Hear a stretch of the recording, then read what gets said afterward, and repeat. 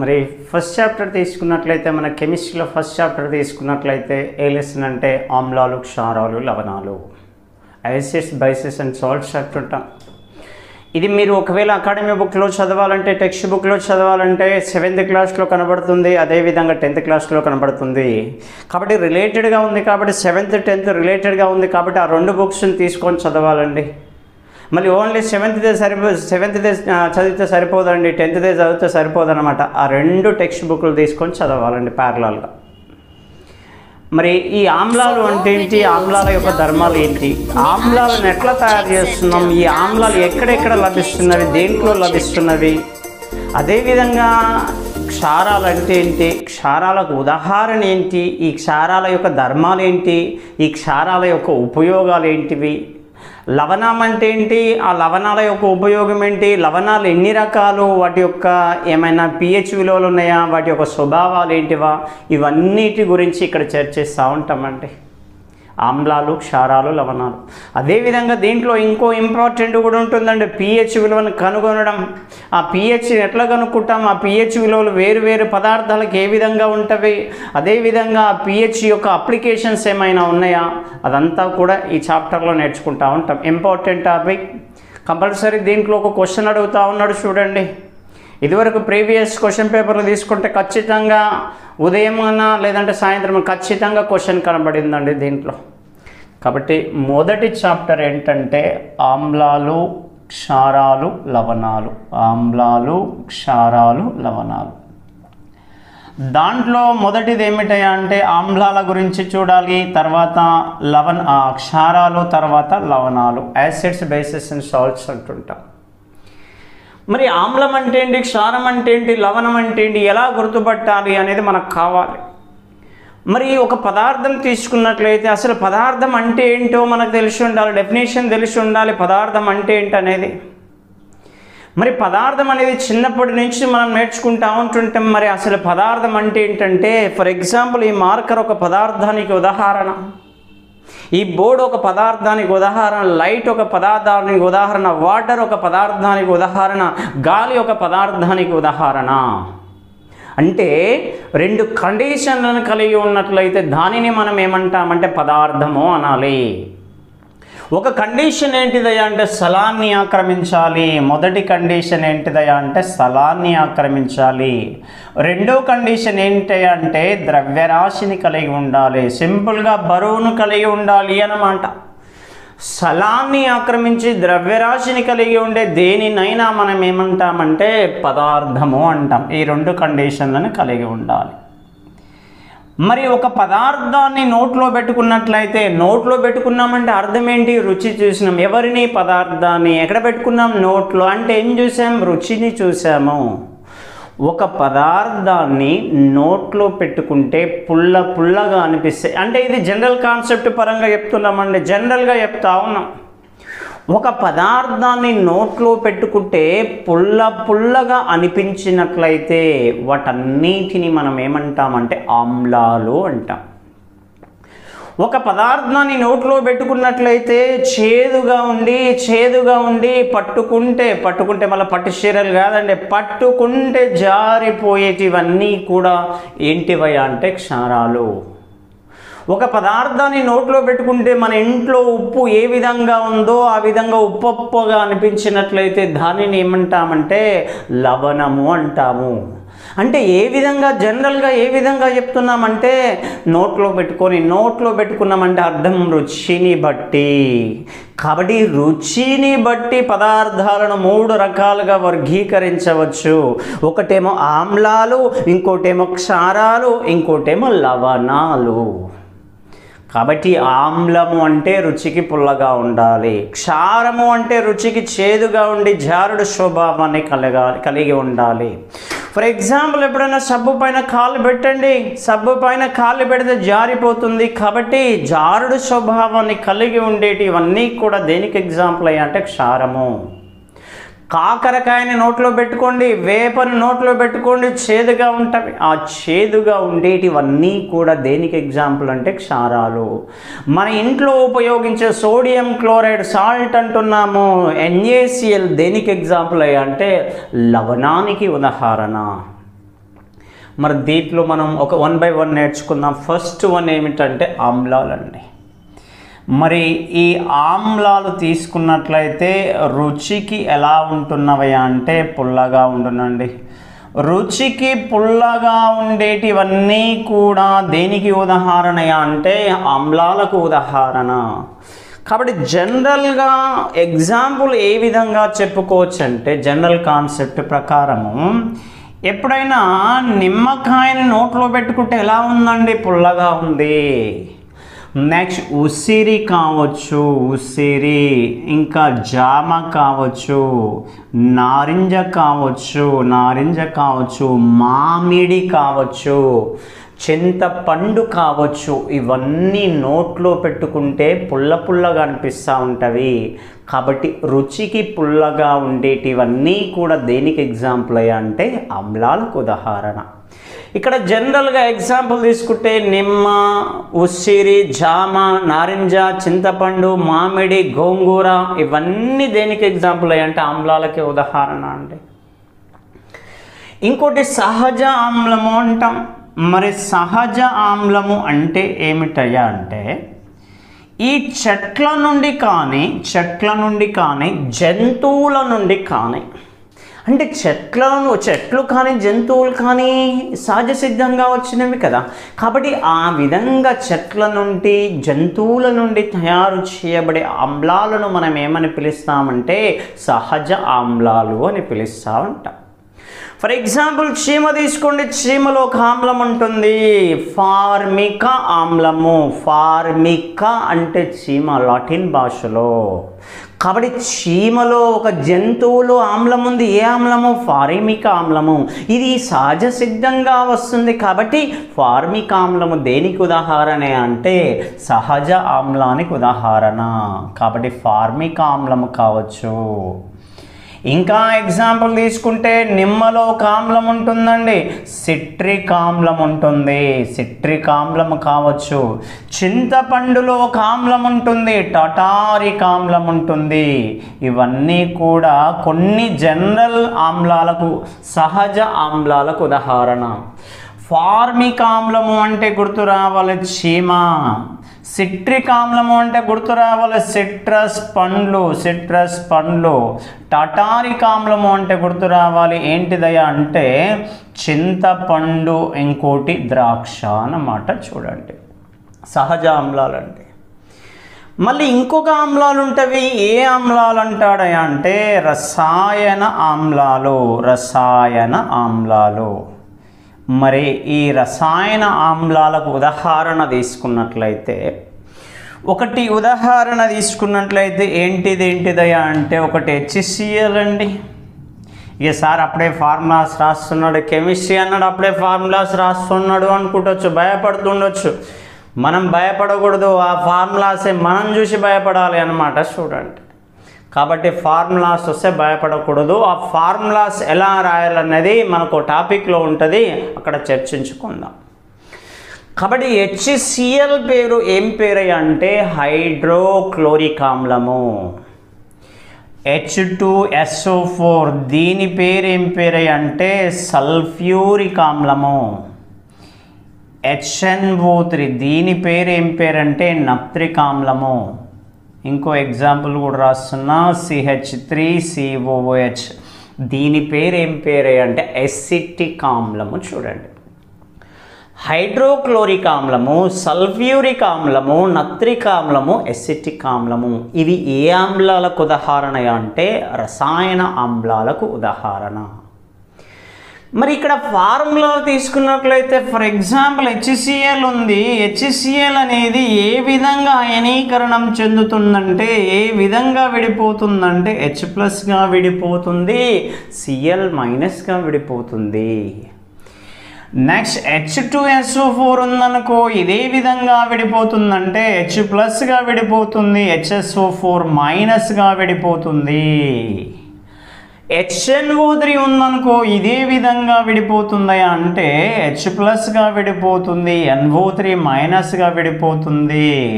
అదేవిధంగా CH3COH ఉందనుకో ఇదే విధంగా విడిపోతుందంటే CH3COO మైనస్గా విడిపోతుంది, H+గా విడిపోతుంది. అంటే దేనికోసం అవి రాసామంటే ఆమ్లాలలో కంపల్సరీ ఒక అయాన్ ఉందండి. ఆమ్లాలలో ఉమ్మడిగా ఉండే అన్నిటిలో ఉమ్మడిగా ఉండబడే అయాన్ ఏమిటి అంటాడు? H+ని హైడ్రోజన్ అయాన్ అంటాము. అదే క్షారము తీసుకున్నట్లయితే క్షారము అంటే NaOH కానీ KOH కానీ ఎగ్జాంపుల్ తీసుకున్నట్లయితే CaOH టేకెన్ ట్వైస్ కానీ NaOH ఏ విధంగా విడిపోతుందంటే Na+గా విడిపోతుంది, OH మైనస్గా విడిపోతుంది. ఇదే విధంగా విడిపోతుందంటే Ca+2గా విడిపోతుంది, 2OH మైనస్గా విడిపోతుంది. అంటే క్షారాలలో ఉమ్మడిగా ఉండబడే అయానేమో OH మైనస్, OHని ఏమంటామంటే హైడ్రాక్సైడ్ అంటాం. ఇదేమో క్షారాలలో, ఇవేమో ఆమ్లాలలో.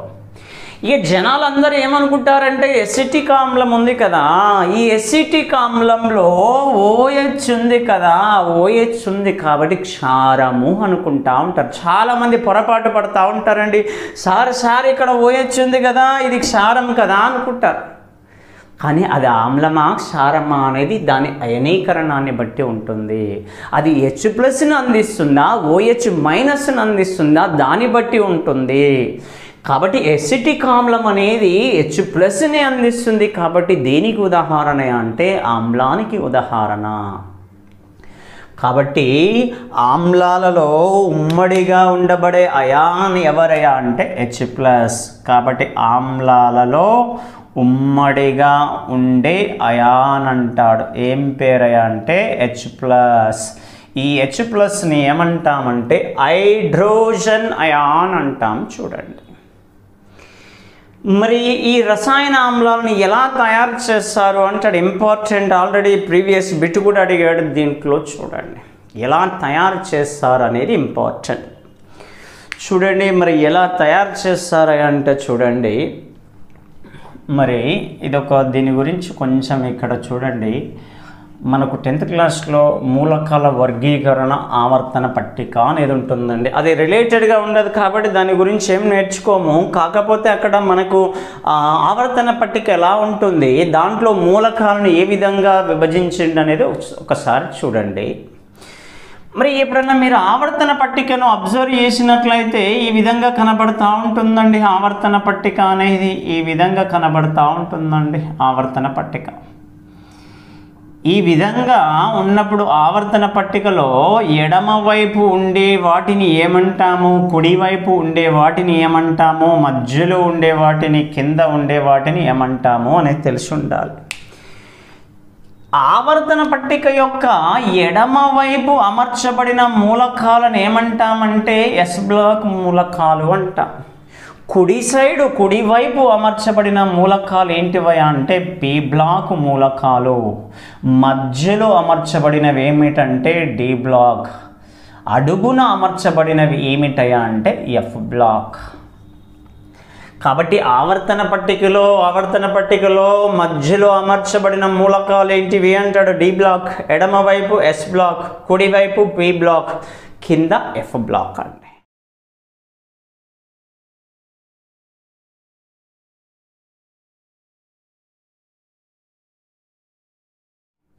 ఆవర్తన పట్టికలో మొత్తము మూలకాల సంఖ్య ఎంత అంటాడో 118. మనకు బుక్లో 111, 114 అని కనబడతా ఉంటుంది. కానీ దాన్ని అప్డేట్ చేసుకోవాలి. 118 మూలకాలు కనుగొనబడినవంటే ఈ 118 మూలకాలను ఎన్ని గ్రూపులలో అమర్చారంటే 18 గ్రూపులలో అమర్చారు. 7 పీరియడ్లలో అమర్చారు. 18 గ్రూపులు కలవు, 7 పీరియడ్లు కలవు. గ్రూపు అంటే ఈ విధంగా ఉండే నిలువు వరుస, అడ్డు వరుసను ఏమంటామంటే పీరియడ్. గ్రూపు అంటే నిలువు వరుస, అడ్డు వరుసని ఏమని పిలుస్తామంటే పీరియడ్ అంటాము. అడ్డు వరుసని ఏమంటామంటే పీరియడ్. కాబట్టి ఎన్ని అడ్డు వరుసలు కలవంటే 7 అడ్డు వరుసలు అండి. ఎన్ని నిలువు వరుసలు కలవంటే 18 నిలువు వరుసలు కలవు. మరి దీనికి నెంబరింగ్ ఎలా ఇచ్చారంటే ఇది ఫస్ట్ గ్రూప్ అండి, ఇది సెకండ్ గ్రూప్, ఇది third group, fourth, fifth, sixth, seventh, eighth, ninth, 10th, 11th, 12th వరకు ఉంటుందండి. ఇది 13 అండి, 13, 14, 15, 16, 17. ఇదే గ్రూప్ అంటే 18వ గ్రూప్ అండి. ఈ విధంగా ఉంటాయి. మీరు ఎప్పుడైనా ఆవర్తన పట్టికను చూసినట్లయితే ఇదివరకు ఈ ఫస్ట్ గ్రూప్ పేరు ఏమిటి అనేవాళ్ళంటే ఫస్ట్ ఏ అనేవాళ్ళు, సెకండ్ గ్రూప్ని సెకండ్ ఏ అనేవాళ్ళు, 13వ గ్రూప్ని థర్డ్ ఏ, 4th ఏ, 5th ఏ, 6th ఏ, 7th ఏ, 8th ఏ అని పిలిచేవాళ్ళు. వీటినేమో అన్ని బీలుగా పిలిచేవాళ్ళు అండి. కానీ ఇప్పుడు ఆ సిస్టమ్ తీసేసి ఏం చేశారంటే వరుసగా నెంబరింగ్ ఇచ్చుకుంటూ వెళ్ళారంటే 1st నుంచి 18th వరకు ఉన్నవి చూడండి. ఈ ఎస్ బ్లాక్ మూలకాలు దాదాపు అన్నీ కూడా ఇక్కడ ఒక హైడ్రోజన్ ఉంటుంది అండి. ఆ హైడ్రోజన్ తప్ప మిగిలిన అన్నీ కూడా ఎస్ బ్లాక్ మూలకాలు ఏ గ్రూపు, ఒకటి ఫస్ట్ గ్రూప్, ఒకటి సెకండ్ గ్రూప్ అండి. ఈ రెండు కూడా లోహాలు, ఒక హైడ్రోజన్ తప్ప.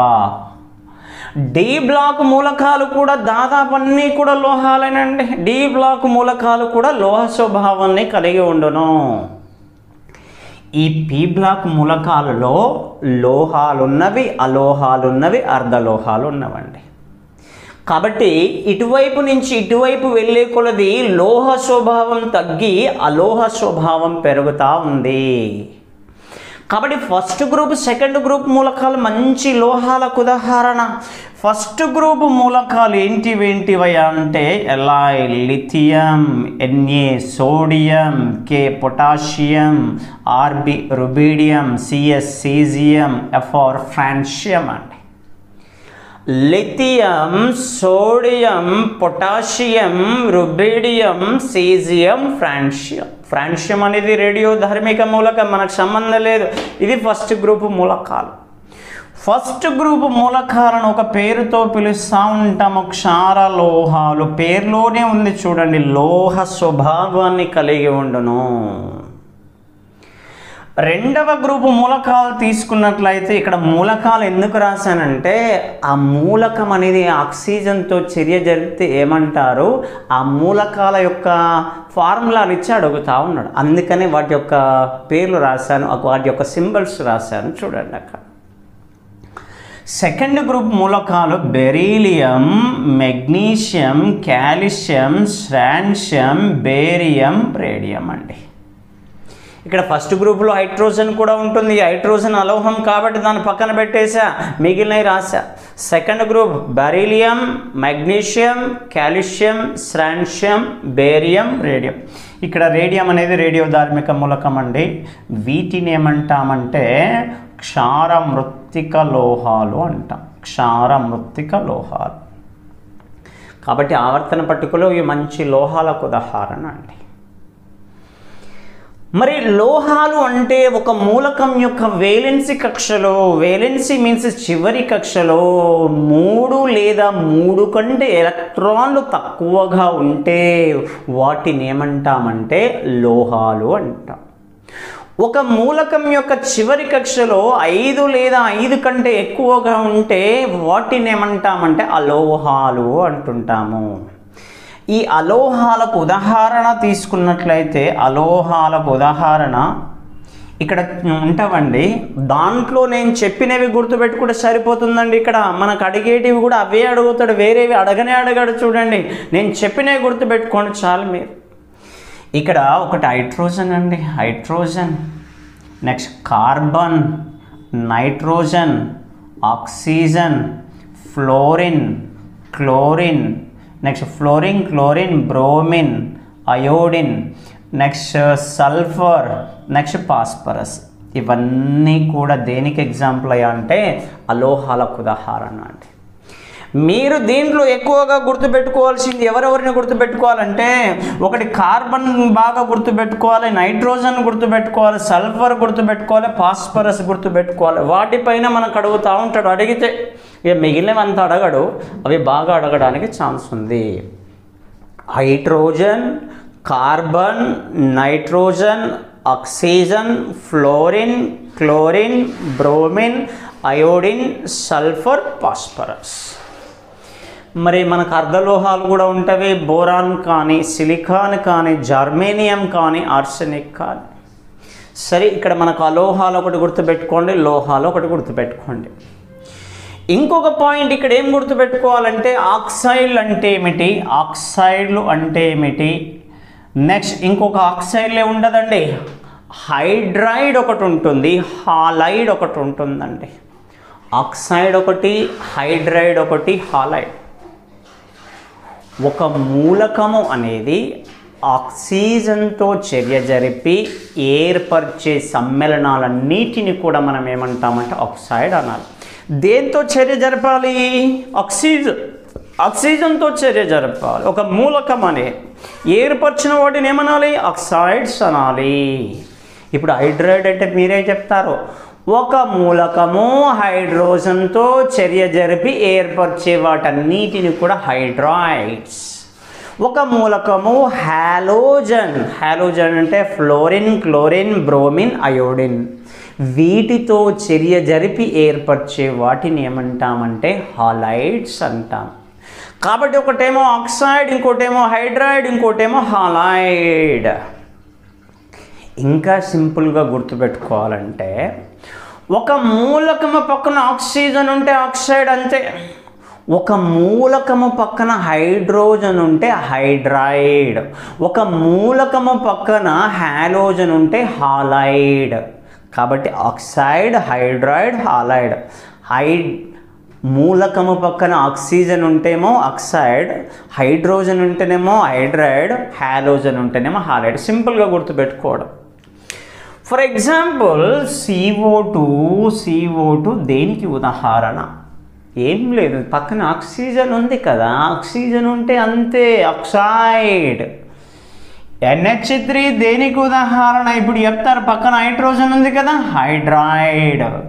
PCl5 దేనికి ఉదాహరణ? పక్కన హాలోజన్ ఉంది కదా, హాలైడ్. ఫర్ ఎగ్జాంపుల్ SO3 దేనికి ఉదాహరణ? ఆక్సైడ్. PH3 దేనికి ఉదాహరణ? హైడ్రైడ్. SF6 దేనికి ఉదాహరణ? హాలైడ్. ఈ విధంగా గుర్తుపెట్టుకోవాలి. కాబట్టి ఆక్సైడ్ ఒకటి, హైడ్రైడ్ ఒకటి, హాలైడ్ ఒకటి. మళ్ళీ ఈ ఆక్సైడ్లు అనేటివి లోహాలు ఏర్పరచవచ్చు, అలోహాలు ఏర్పరచవచ్చు కదా.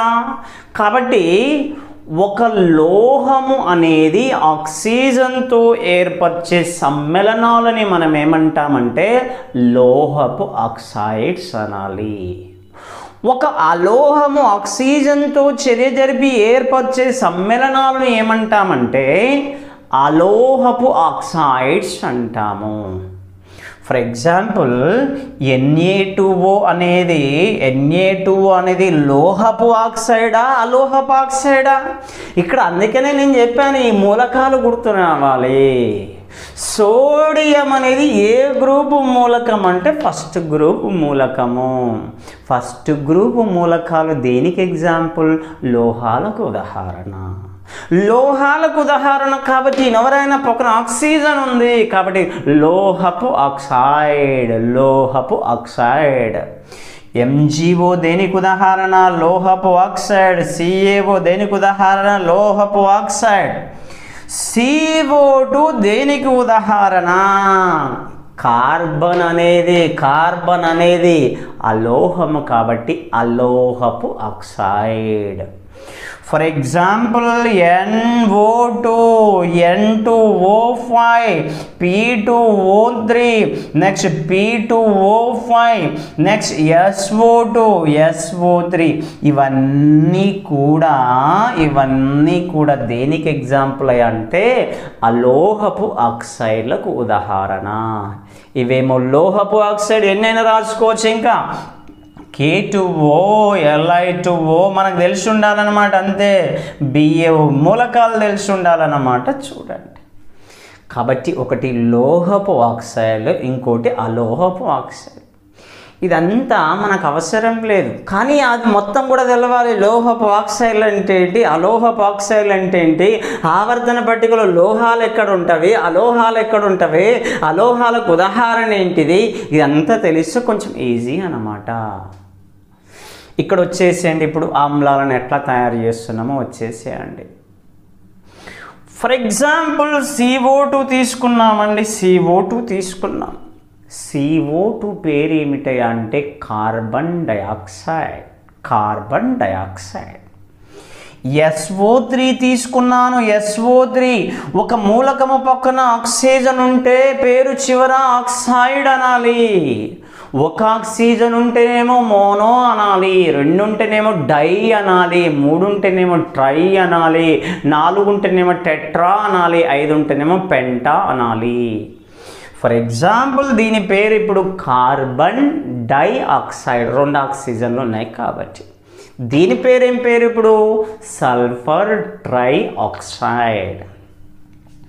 N2O5 ఉంది. N2O5 పేరు ఏం పేరు అంటే ఇప్పుడు నైట్రోజన్ పెంటాక్సైడ్ లేదా డైనైట్రోజన్ పెంటాక్సైడ్ అంటాం. ఇంకోటి P2O5 ఫాస్ఫరస్ పెంటాక్సైడ్ అండి. మరి ఇవన్నీ కూడా కార్బన్ కానీ సల్ఫర్ కానీ నైట్రోజన్ కానీ ఫాస్ఫరస్ కానీ దేనికి ఎగ్జాంపుల్? అలోహాలు. అలోహం పక్కన ఏముంది? ఆక్సిజన్ ఉంది. కాబట్టి ఎవరు? అలోహపు ఆక్సైడ్లు. ఈ అలోహపు ఆక్సైడ్ని నేనేం చేస్తున్నానయ్యా అంటే వాటర్తో చర్య జరిపిస్తున్నా, జల విశ్లేషణ చెందిస్తున్నా. అప్పుడు వాటర్తో చర్య జరిపించినట్లయితే ఏం ఏర్పడుతుంది అనేది మనకు కావాలండి. అప్పుడు ఏం ఏర్పరుస్తుందో మనకు కావాలి. కార్బన్ డయాక్సైడ్ను నీటిలో కరిగించినప్పుడు జల విశ్లేషణ చెందించినప్పుడు ఏం ఏర్పడుతుందంటే H2CO3. దాని పేరేం పేరో తెలుసా అండి? కార్బోనిక్ ఆమ్లము అంటాం. కార్బోనిక్ ఆమ్లము. సల్ఫర్ ట్రయాక్సైడ్ని నీటిలో కరిగించినట్లయితే వచ్చేది ఏమిటయా అంటే H2SO4 సల్ఫ్యూరిక్ ఆమ్లము. నైట్రోజన్ పెంటాక్సైడ్ని నీటిలో కరిగించినట్లయితే వచ్చేది HNO3 నత్రిక్ ఆమ్లము. ఫాస్ఫరస్ పెంటాక్సైడ్ నీటిలో కరిగించినట్లయితే వచ్చేది ఏమిటయా అంటే ఫాస్ఫారిక్ ఆమ్లము. అన్నిటికీ పేరు చివర ఏమంటున్నాము? ఆమ్లము అంటున్నాము. ఇదేమో కార్బోనిక్ ఆమ్లము, సల్ఫ్యూరిక్ ఆమ్లము, నత్రిక్ ఆమ్లము, ఫాస్ఫారిక్ ఆమ్లము. కాబట్టి వీటన్నిటిని ఏమంటున్నాము? ఆమ్లాలు అంటున్నాము. ఈ ఆమ్లాలు ఎలా వచ్చినవి?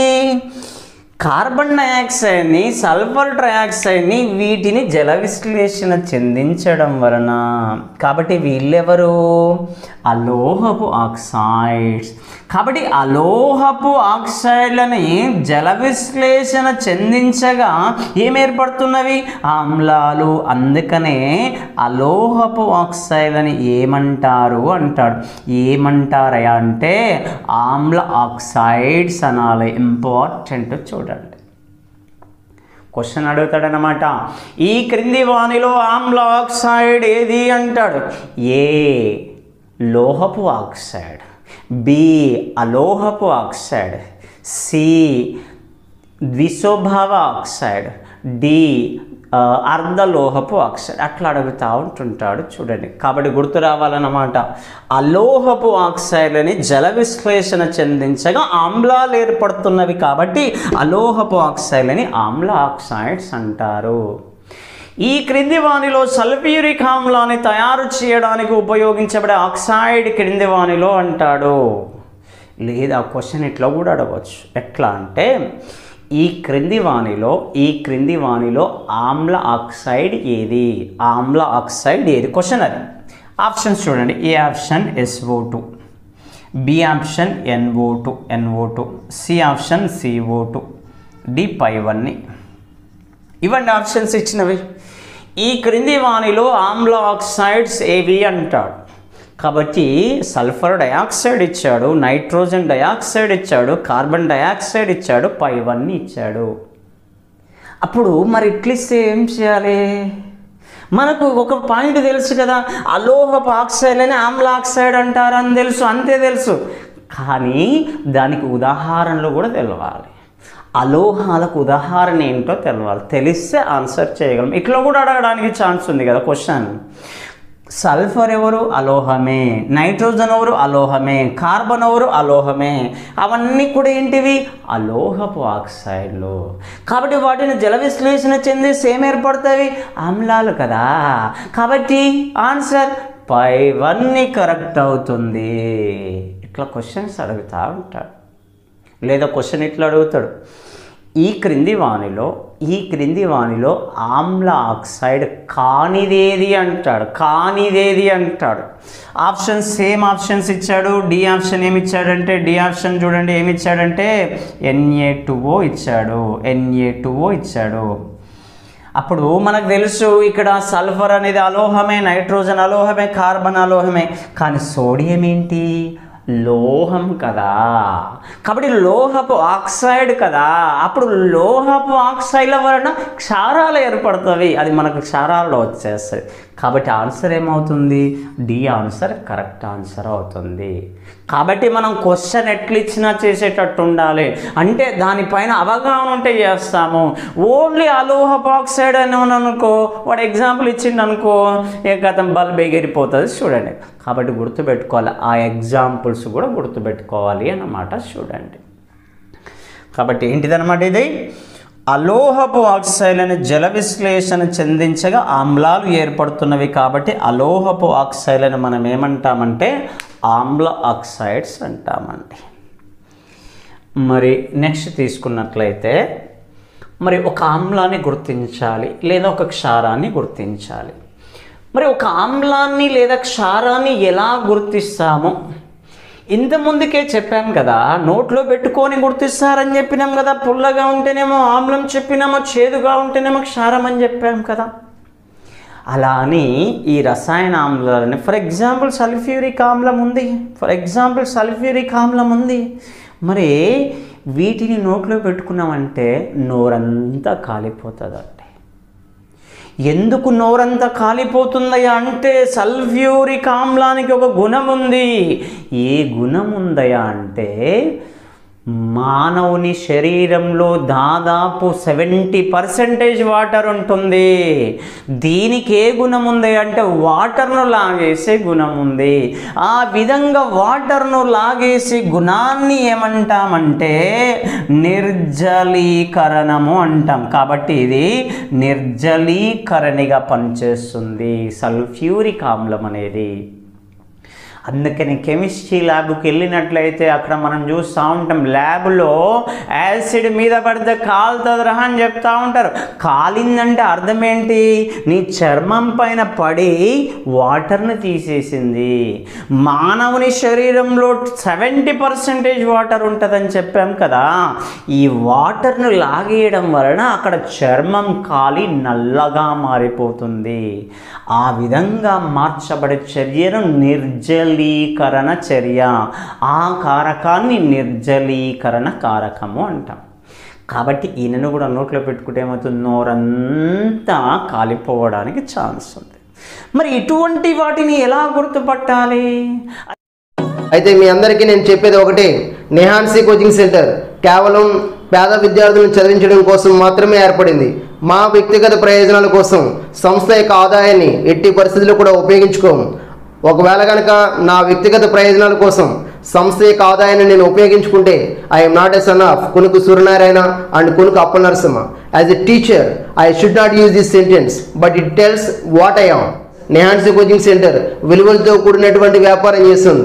Yes, we're doing business, but not for me, not for you, just for poor talented students. Just support us. Thank you guys.